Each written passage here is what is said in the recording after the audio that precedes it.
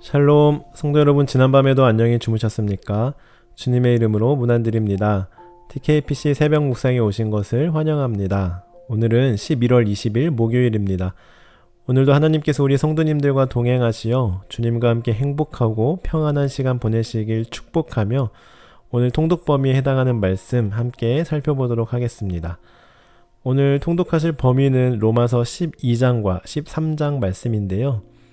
먼저 12장은 복음에 기초한 전적인 헌신의 삶과 공동체 윤리를 다루고 있습니다. 1절과 2절은 하나님께 드리는 영적 예배에 대해, 그리고 3절부터 8절까지는 공동체 안에서 은사 사용에 대해 다루고 있고, 마지막으로 9절부터 21절까지에서는 사랑의 윤리에 대해 다루고 있는데요. 유명한 말씀 몇 구절 소개해드리면, 먼저 1절과 2절은 그러므로 형제들아 내가 하나님의 모든 자비하심으로 너희를 권하노니 너희 몸을 하나님을 기뻐하시는 거룩한 산 제물로 드리라. 이는 너희가 드릴 영적 예배니라. 너희는 이 세대를 본받지 말고 오직 마음을 새롭게 함으로 변화를 받아 하나님의 선하시고 기뻐하시고 온전하신 뜻이 무엇인지 분별하도록 하라 하고 기록하고 있습니다. 또한 교회를 그리스도의 몸으로 비유하면서 이렇게 말씀하고 있죠. 이와 같이 우리 많은 사람이 그리스도 안에서 한 몸이 되어 서로 지체가 되었느니라. 아멘. 다음으로 로마서 13장은 그리스도인과 국가, 그리고 이웃사랑의 윤리와 영적 경각심에 대해 다루고 있는데요. 먼저 1절부터 7절까지는 국가 권세에 대한 태도에 대해 기록하고 있고, 8절부터 10절까지는 사랑은 율법의 완성임을 가르치고 있으며, 마지막으로 11절부터 14절까지는 구원의 때가 가까웠음을 알려주고 있습니다. 우리 로마서 13장에서도 유명한 말씀을 몇 개 소개해드리면 8절을 소개해드릴 수 있을 것 같은데요. 피차 사랑의 빚 외에는 아무에게든지 아무 빚도 지지 말라. 남을 사랑하는 자는 율법을 다 이루었느니라. 네. 그리고 10절입니다. 사랑은 이웃에게 악을 행하지 아니하나니 그러므로 사랑은 율법의 완성이니라. 네. 이렇게 제가 이 시간 몇 구절만 소개해 드렸지만 오늘 개인적으로 말씀을 통독하시면서 여러 말씀을 통해 하나님의 은혜를 경험하는 귀한 시간이 되시길 바랍니다. 이 가운데 오늘 함께 조금 더 자세히 살펴볼 말씀은 로마서 12장 14절부터 21절까지의 말씀입니다. 제가 읽어드리겠습니다. 너희를 박해하는 자를 축복하라. 축복하고 저주하지 말라. 즐거워하는 자들과 함께 즐거워하고 우는 자들과 함께 울라. 서로 마음을 같이 하며 높은 데 마음을 두지 말고 도리어 낮은 데 처하며 스스로 지혜 있는 채 하지 말라. 아무에게도 악을 악으로 갚지 말고 모든 사람 앞에서 선한 일을 도모하라. 할 수 있거든 너희로서는 모든 사람과 더불어 화목하라. 내 사랑하는 자들아 너희가 친히 원수를 갚지 말고 하나님의 진노하심에 맡기라. 기록되었으되 원수 갚는 것이 내게 있으니 내가 갚으리라고 주께서 말씀하시니라. 내 원수가 줄이거든 먹이고 목마르거든 마시게 하라. 그리함으로 내가 숯불을 그 머리에 쌓아 놓으리라. 악에게 지지 말고 선으로 악을 이기라. 아멘. 제가 방금 읽어드리진 않았지만 로마서 12장 1절을 보시면 12장은 그러므로 라는 말로 시작하는데요. 이것은 앞부분에서 11장까지 복음의 은혜에 대해 설명했다면 이제는 그 은혜로 말미암아 우리가 새로운 삶을 살아가야 함을 권면하고 있습니다. 그 가운데 오늘 본문인 14절부터 21절까지는 이 새로운 삶에 대해 가장 현실적이면서 가장 치열하게 보여주는 부분이 아닐까 생각되는데요.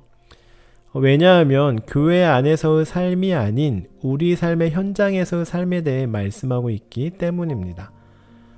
오늘 본문의 말씀은 크게 세 단락으로 나뉠 수 있는데요. 먼저 14절부터 16절까지는 축복하는 삶, 즉 감정의 변화를 넘어 마음의 변화에 대해 설명하고 있고, 17절부터 19절까지는 복수하지 않는 사랑, 즉 정의를 구현하는 정의의 구현을 하나님께 맡겨야 함을 말씀하고 있습니다. 마지막으로 20절부터 21절까지는 선으로 악을 이기는 것으로 적극적인 사랑의 실천을 설명하고 있는데요. 이 흐름은 소극적 인내에서 적극적인 사랑으로, 그리고 최종적으로 영적 승리의 구조로 이어지고 있음을 우리는 발견하게 됩니다. 이러한 가운데 14절을 한번 보실까요? 너희를 박해하는 자를 축복하라. 축복하고 저주하지 말라. 여기서 바울은 아주 강한 명령을 하는데요. 여기서 축복하다는 그저 참아라, 좋은 말을 해주어라 하는 정도가 아니라 그 사람을 위해 하나님께 선한 것을 구하라는 적극적인 행동을 포함하고 있습니다. 여러분, 그런데 이 말씀처럼 나를 미워하거나 나를 박해하고 나를 힘들게 하는 사람을 위해 하나님께 좋은 것을 구하는 게 쉬운 일인가요? 아니죠. 우리는 본능적으로 상처에 대해 방어적이고요. 누군가가 나를 무시하거나 힘들게 하면 마음이 움츠러들기 마련입니다. 뿐만 아니라 불이익을 당하면 즉시 마음에 분노가 올라오기도 하죠. 그러나 여기서 바울은 인간의 감정을 다루고 있는 것이 아닙니다. 바울은 시선을 다루고 있습니다. 무슨 말이냐 하면 바울은 내 감정에 따라 사는 삶이 아니라 하나님의 마음에 나를 맞추는 삶에 대해 말하고 있는 것이죠. 그래서 그는 15절에서 이렇게 말합니다. 즐거워하는 자들과 함께 즐거워하고 우는 자들과 함께 울라. 즉, 즐거워하는 자들, 우는 자들은 내 가족들, 내 친구들, 나와 가까운 사람만 가리키는 것이 아닙니다. 나와 아무런 관련이 없는 사람, 심지어 앞에서 말한 나를 박해하고 나를 미워하며 나를 힘들게 하는 사람일지라도 그 사람이 즐거워하면 함께 즐거워하고 그 사람이 울고 있으면 함께 울어주라고 말씀하고 있는 것이죠. 즉, 나와 생각이 같고 나를 좋아하는 사람만이 아니라 그 반대의 사람까지 품을 수 있는 변화에 대해 설명하고 있는 것인데요. 어떻게 이것이 가능하겠습니까? 그저 원래 공감 능력이 뛰어난 사람만 가능한 일일까요? 아니면 우리 요즘 젊은 세대가 말하는 MBTI 중에 F에 해당하는 사람만 가능한 일일까요? 아닙니다. 앞서 설명드렸듯이 바울은 1장부터 11장까지 하나님의 은혜, 복음의 은혜에 대해 설명하였습니다. 그리고 12장을 시작할 때 그러므로 라고 시작하죠. 즉, 그리스도의 은혜를 깊이 경험할 때 우리는 즐거워하는 자들과 함께 즐거워하고 우는 자들과 함께 울어줄 수 있는 것입니다. 그렇습니다. 인간의 감정을 뛰어넘는 것이 바로 복음의 은혜입니다. 우리의 감정으로는, 나의 편견으로는 할 수 없지만, 그러나 복음의 은혜를 경험할 때 우리는 원수를 위해 함께 즐거워하고 함께 울어줄 수 있는 것이죠.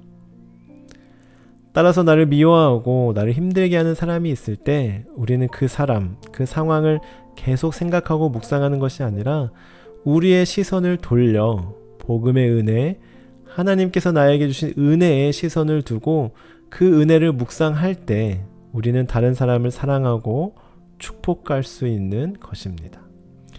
19절은 이렇게 말씀합니다. 아무에게도 악을 악으로 갚지 말라. 친히 원수 갚는 것이 내게 있으니 내가 갚으리라. 바울은 정의는 내가 갚는 것이 아니라 하나님께 맡기는 것임을 강조합니다. 그래서 아무에게도, 그 누구에게도 악을 악으로 갚지 말고 하나님께 맡겨라. 네가 복수하려고 하지 말고 하나님께 맡겨라고 말씀합니다.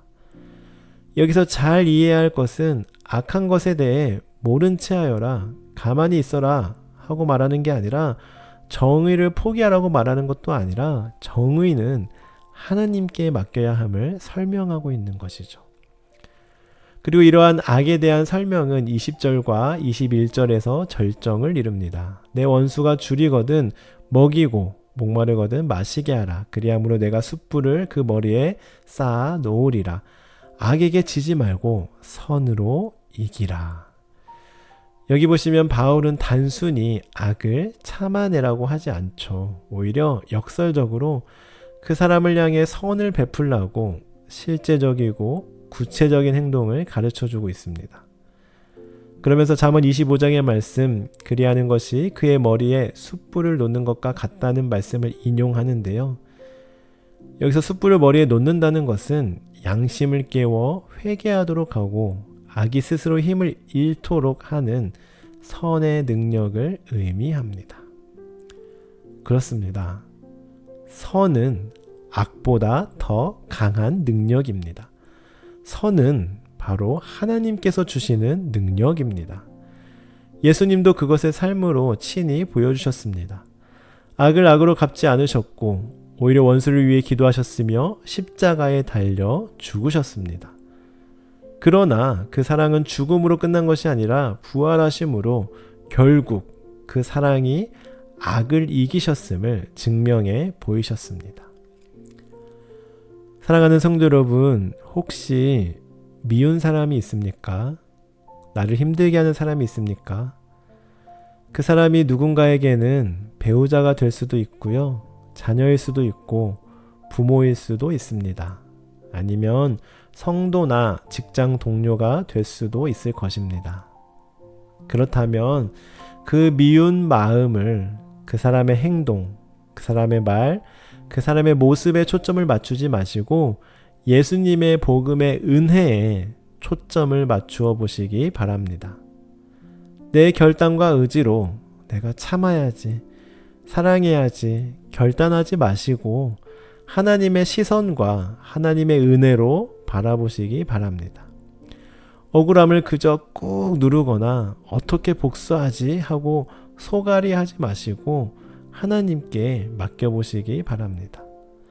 악을 악으로 똑같이 갚지 마시고 하나님께서 주신 능력으로 선으로 반응해 보시기 바랍니다. 그럴 때 우리는 오늘 말씀처럼 그 사람이 어떤 사람이든지 간에 즐거워하는 사람과 함께 즐거워하고 우는 자들과 함께 울 수 있을 것입니다. 아무에게도 악을 악으로 갚지 않고 모든 사람 앞에서 선한 일을 도모할 수 있을 것입니다. 원수가 줄일 때 음식을 주며 목마를 때 물을 줄 수 있는 넉넉한 마음이 생겨날 것입니다. 그리하여 결국 우리는 악에게 지지 않고 선으로 악을 이길 수 있습니다. 여러분, 다시 한번 말씀드리지만 오늘 말씀은 비현실적인 도덕을 요구하는 말씀이 아닙니다. 죄인을 용서하시고 우리를 자녀 삼으신 하나님의 은혜를 깊이 맛본 사람이 거기서 흘러나오는 사랑으로 살아가는 삶의 모습을 말씀합니다. 우리는 연약하여서 우리 힘으로는 불가능합니다. 그러나 성령께서 우리 안에 역사하시면 우리는 충분히 이 말씀을 따라 살아갈 수 있습니다. 오늘 말씀을 기억하며 하나님의 은혜를 다시 한번 깊이 묵상하고 경험하여 하나님께서 부어주신 은혜와 능력으로 악에게 지지 않고 선으로 악을 이기며 살아가는 저와 우리 성도님들이 되시길 간절히 소원합니다. 기도하시겠습니다. 자비로우시고 은혜가 풍성하신 하나님 아버지, 오늘도 우리를 주님의 은혜 가운데 서게 하시니 감사합니다. 주님, 우리는 연약하여 우리에게 상처 주는 사람을 미워하고 우리 생각과 다른 사람을 판단하며 악을 악으로 갚아주고 싶은 마음이 들 때가 많습니다. 그러나 오늘 주시는 말씀을 통해 주님께서 원하시는 길이 무엇인지 다시 알게 하시니 감사합니다. 주님, 나를 박해하는 자를 축복하라 하신 말씀처럼 우리의 감정보다 주님의 마음을 먼저 바라보게 하옵소서. 그리하여 즐거워하는 자와 함께 즐거워하고 우는 자와 함께 울어줄 수 있는 따뜻한 마음과 넓은 사랑의 마음으로 우리를 빚어 주옵소서. 또한 스스로 갚으려 하지 않고 모든 판단과 모든 원한을 의로우신 하나님께 맡길 수 있는 믿음도 주옵소서. 우리의 억울함과 상처를 주님 손에 올려드릴 때 주님이 가장 선하고 완전한 방법으로 역사해 주심을 믿습니다. 그래야 저희들 악에게 지지 않고 선으로 악을 이기며 살아가는 복된 삶 살게 하옵소서. 감사드리며 예수님의 이름으로 기도드립니다. 아멘. 우리 계속해서 개인적인 기도 제목을 놓고 기도하는 시간 갖도록 하겠습니다.